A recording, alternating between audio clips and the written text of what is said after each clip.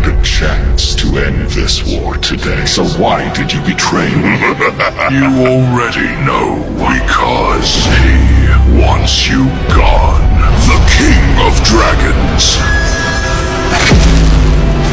Those eyes. Baron, the Demon King? Since when? The answer is inside you. Inside me? Memory data detect retrieve playback. Yes, I accept. Data successfully retrieved. All these monsters. This isn't Earth. What are they staring at? An army of monsters, every kind you can imagine. If they attacked Earth together, mankind would be wiped out in a single day. Yet, they weren't here for humans. It didn't take me long to figure out what would happen next. War. The monsters charged at the Silver Soldiers. Steel screamed, armor shattered, war cries turned into death screams. The Silver Soldiers were powerful, they dominated. Then suddenly, every soldier froze. That presence, the domain of the Monarch, shadow extraction. So he's the Monarch of Shadows. Immortality, an army that never dies. Chaos swallowed the battlefield. The black and silver armies became entangled in a fierce battle. Explosions erupted, and the ground shook beneath them. The silver side had every advantage, until one presence changed everything. Wherever the Monarch walked, destruction followed. Victory was seconds away, until they appeared. Demons and beasts flooded the field. They slaughtered the shadows without hesitation. The war was simple. Monarchs against the Silver Soldiers. So the Shadow Monarch wasn't on the monster side? Or maybe there was. Internal conflict.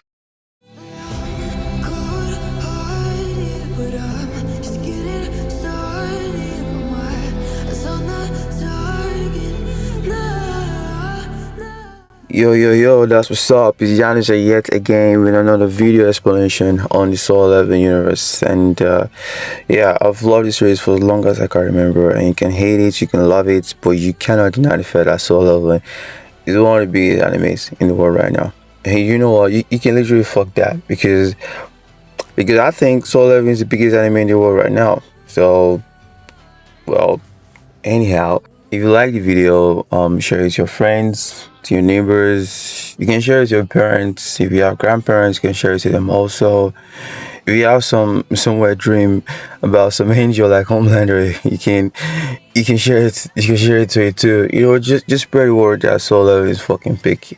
All right, do not listen to all those haters because they're kind of jealous because Soul 11 didn't receive the one frame treatment. Oh, I probably said so much right now. So at the beginning, you can see some war going on, and credit goes to Conway Dates on TikTok.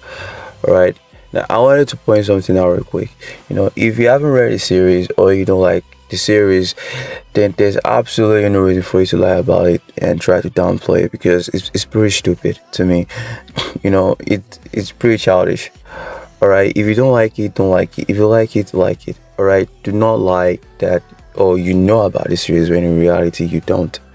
All right. So because of that, I'm going to give those of you who had made this claim my finger. Now you might want to say, "Oh, Yanis, the kids watching your video." Man, I don't give a fuck. All right. I don't even give a shit. You want to know why? Well, that's because these are the same kids who are going to make stupid claims to try and downplay Soul of the universe. And well, I don't know, but it's a good thing that I'm here because I'm here to disappoint all of them. But that's, by the way, that's not my purpose today. You know, my purpose today is to talk about the 9 monarchs and their rulers. So you have Rakan, the monarch of fangs and king of the beast folk. Then you have Croatia, the monarch of plague and queen of insect. Tornak, the monarch of iron body and king of the monstrous humanoid. Lydia, the monarch of beginning and king of giant. Salad, the monarch of frost and king of elven wood. Then there is Yogamut, the monarch of transfiguration and king of demonic specters. You know what? Trust me. In the main series, this guy was one son of a bitch. Baron, the monarch of white flames and king of hell. Yeah, my boy be chilling with Lucifer right there. And then you have this nasty son of a bitch, right? This is the baddest king himself. I don't think he needs any introduction. But for those of you who have no idea who he is, this is Antares, the monarch of destruction and king of dragons. Look, I also stand by what I say and what I've always been saying. He is the only one who had pushed Jimmy to the brink. Yeah, you might want to say it was Jimmy at 10%, but again, not even the other gods could do that. Alright, so he's the king himself, and Antares, like, he's one of the most influential characters in Soul Leveling, right? And then you have my god, the greatest of all time, Song Jinwoo. It's not Jinwoo, it's Jinwoo. That's the pronunciation of his name, Song Jinwoo. Look, this guy is so strong that it literally made the apostles question if the other gods are really the true gods. Alright, so look, we're going to be touching on a lot of things, so I really hope you enjoyed the video.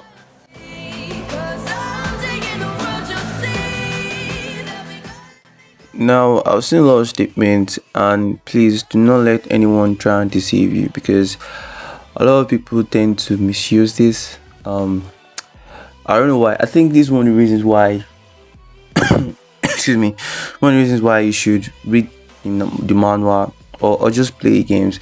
They weren't created from the absolute being. I think a lot of people tend to use this, that the absolute being split himself into two, and then he created the monarchs and rulers, and then he did this, he did that. They're all fucking wrong. Alright, so do not let anyone deceive you. So if you ask me how it is created, well, the light and darkness didn't come from the absolute being himself. Alright, it already existed. So the question you should ask yourself is, did the light and darkness exist alongside the absolute being, or did it exist before them? Okay, so I would really love it if you start spreading this misinformation that, you know, the absolute being split himself into two parts. You know, Jinwoo is not a fragment. No, the monarchs are. Alright, they're two separate forces, not bound by one first. The only one that does that is the apostle of Iterim. Don't worry, we'll get to that shortly. Alright, but you know, if you don't believe me, then you can check it out for yourself.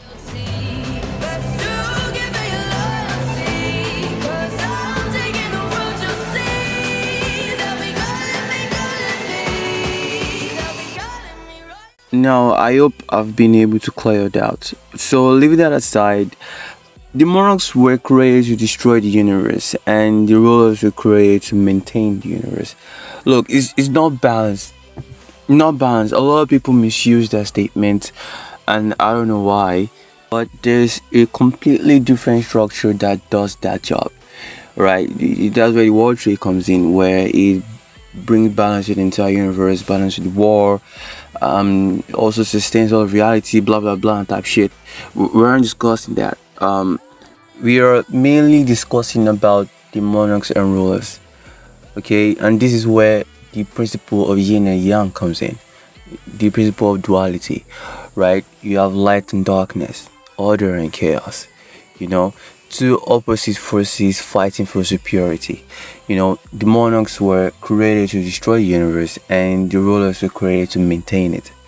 Okay, so that gives you order and chaos, to bring peace to one side and to bring chaos to another side. So there are not two forces bound by one, there are two separate forces. Okay, because I've seen a lot of statements, and I just saw one recently that it was claiming that monarchs soldiers were born from the World Tree. So look, I don't think people tend to misjudge and misunderstand some statements. You know, I don't think people understand how big the cosmology of soul leveling is. You know, the soul leveling cosmology is so big that now it might not be really that big, Okay, it may not be really that big compared to some, but it's actually very, very deep. All right, presently. And if anyone tells you that they understand it, they're just lying. Because right now, out of everything, we've only seen two. Now, the outer gods created their own cosmology, is absolutely being created. This is the overseer who created is. Now, there are hundreds of gods who created their own cosmology, and out of everything, we've only seen two of the cosmologies. So, if you cannot understand how large the solar level cosmology is, then how do you want to even understand how deep genius cosmology is?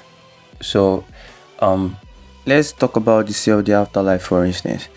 Okay, so if you ask anyone, the general public, they will tell you that the sea of the afterlife is a boundless expanse, is the bottomless abyss, where all souls vanishes into non-existence. But do you understand why it's called that? And I hear some statement that it's a metaphor. I mean, do you know the difference between why it's called a metaphor and why it's not?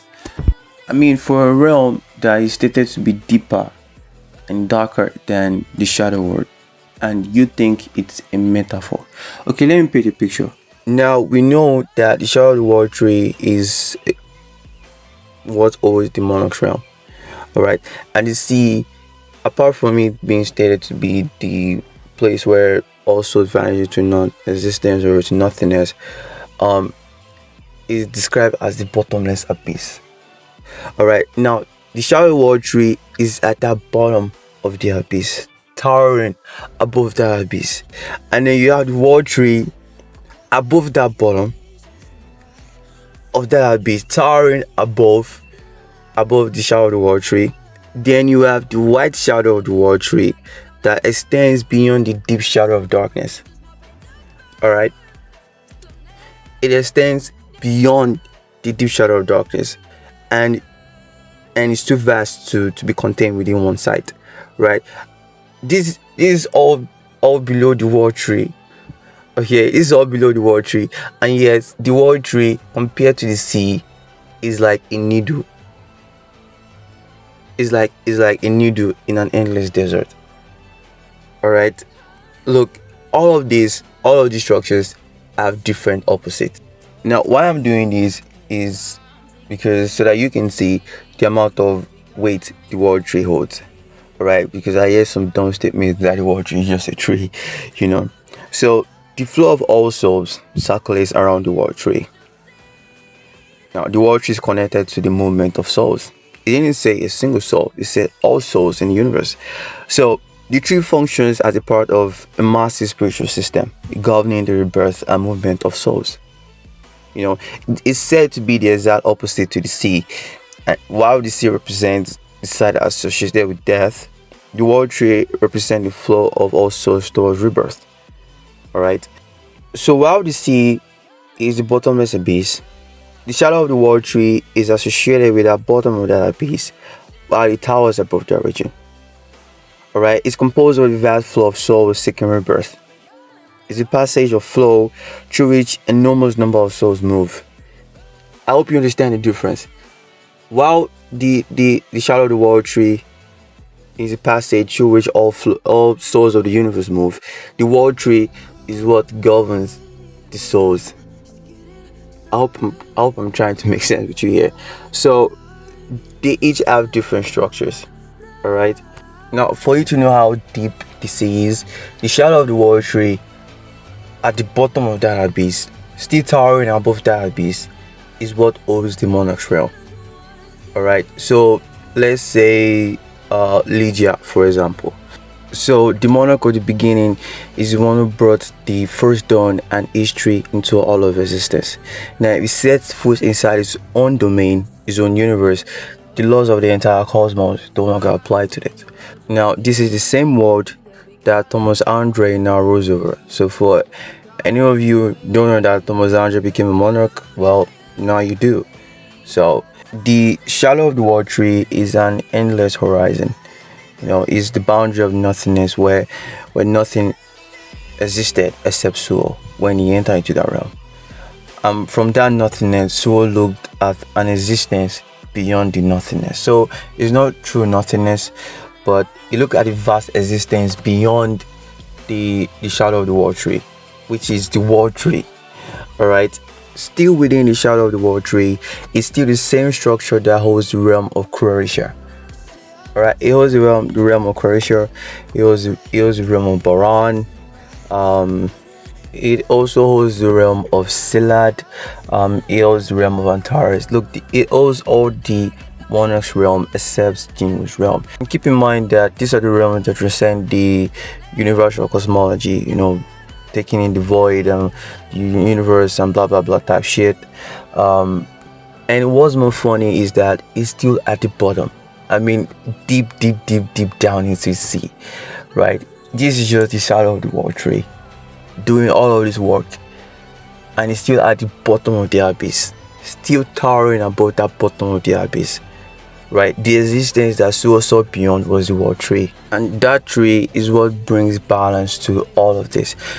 It's not just balance, it also sustains all of reality. Now, when the novel said that is a fundamental principle that sustains all of reality, it wasn't just talking about the universe. It was talking about all these I just mentioned. Okay, and these same monarchs are the same monarchs that each of them have the power to wipe out the entire cosmology. They have the power to wipe out the entire world tree.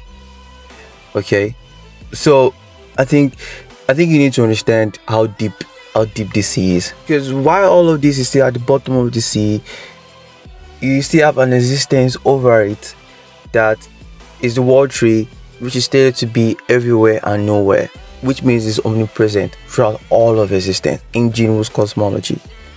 Do you understand? So you have that kind of structure doing all of this work, and yet it's still like a needle compared to the sea. I think a lot of people tend to look. This is why I said if people say they understand the cosmology of Soul 11, they're just lying to you, because a lot of people are too lazy to read, or they can't understand the jargons that Soul 11 writes or the author writes, and they just turn their conspiracies to feed their own fantasies. Now, if I wanted to make a video on the Soul 11 cosmology, it can take me 3 to 5 hours to complete a video, because we need to talk about what they do. You know, there are a lot of things that people ignore, and I don't know why, but I'm just painting a picture here. So we're going to talk about the rulers, the monarchs, the titans, the messengers, what they do, you know. And if you ask these people these things, they can't answer a simple question, and it becomes embarrassing. And not just that, it becomes funny and a little bit frustrating. So, well, I'm sorry, because I did say earlier that we'll talk about the apostles, but I don't think I'll be able to do that anymore. It's going to take a lot of time. All right, so I'll make a video dedicating to them personally. I mean, there's the Apostle of Conquest, the Apostle of Paradise, the Apostle of Nightmares. You know, I think a lot of people don't even know who they are or what they do. You know, we have apostles who can replicate an entire universe. Okay, so, well, it's going to take a lot of time, and I'll be doing this one by one step after the other. Okay, so I think we need to discuss about the monarchs. You know, what they do, who they are. I think we said all of that. So going back to them, I wanted to talk about one of the most common misconceptions when it comes to the aspect of soul leveling. Now, the monarchs that you see in the manual aren't the real monarchs. Okay, aren't the real monarchs. The monarchs that you see are just avatars. Alright, they have ancestral bodies, they have spiritual bodies. Okay, now this brings me to the rulers and the vessels. Now, who are the rulers' vessels? The rulers' vessels are the national level hunters. Well, not all of them are rulers' vessels, alright, but the rulers' vessels are the specific group of people who has a portion of a ruler's power. So it's not full, it's not half, it's just a portion of the power. Okay. And that is why their heads and shoulders are above normal earth ranks. And that's why they can do things that normal earth ranks cannot do. Now, a lot of people forget that Genu was also a ruler's vessel. Okay, Genu was also a ruler's vessel. It wasn't just a monarch's vessel, it was also a ruler's vessel. Now, he had the parts that created the rulers and the monarchs. Thousands of them. I'm talking about the rulers. So obviously it will be strong as fuck. Look, these people don't read and I don't actually understand. This was the purpose of this system. Okay, Ashburn created this system, or rather the architect created this system for a deal with Ashburn. Okay, for internal life, so that Ashburn can find the perfect vessel, and Genu was one that fit that criteria. Okay, Genu wasn't just a vessel, it was the symbol of perfection. And if you want to understand how strong Ashburn was, he was the murderer of the solar universe. Okay, he literally united the beast army, the demon army to fight against him. Okay, if you think it's a canon, then allow me to paint you a picture. They'll be calling me, they'll be calling me royalty. Best to give me loyalty, 'cause I'm taking This war has an inevitable conclusion, one that is only a matter of time, and the culmination of my journey. Arise.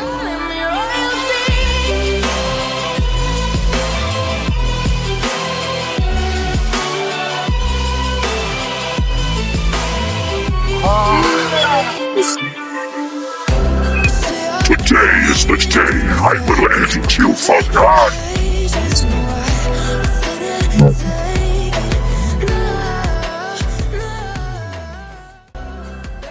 I mean, that's how strong he was. Okay, so you have a junior that can no diff an entire beast army, like can no diff an entire monarch to struggle. I mean, it doesn't make any sense now, does it? So if you want him to struggle, then go and fight the magic beast yourself, or go and fight him so he can struggle. But anyways, that's all for today. We're going to touch on a lot more in our next video. But this is Yanza for now, and peace out.